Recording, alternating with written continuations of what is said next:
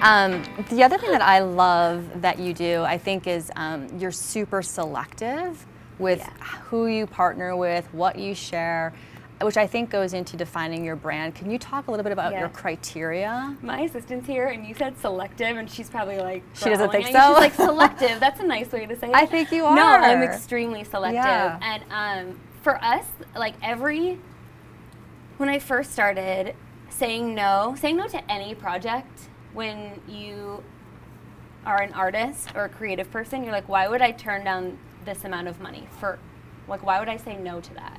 But there became a point where we had to, if I wanted to be in fashion and make a name for myself and make money in that industry, like it came a point where it was like, okay, every no is going to be a yes to someone else, and every yes is now a no to something else. So everything at a turning point, you know, after a certain point, if it wasn't fashion related at all, we would just say just no, very nicely. It wasn't like you won't get a call back, but all of those no's have helped so much, because that's the question we get so much. Like, well, if you didn't know anybody, how are you working with like DKNY and Oscar, and like that doesn't make sense, and it really doesn't. But that's what helped the no's, because when you say no to kind of like something that isn't a good fit but is really great, you know, in pricing, then I don't know. I think just being selective, and then that's also been what keeps our blog and our social different.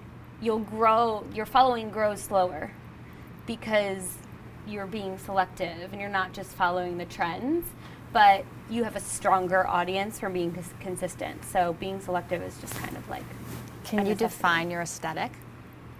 I can try. I mean, I think the aesthetic with the illustrations is different than the overall. Like the illustrations are kind of like really leggy, kind of whimsical illustrations. That's one thing. And then our overall aesthetic, I think, is just a really good mix of things. I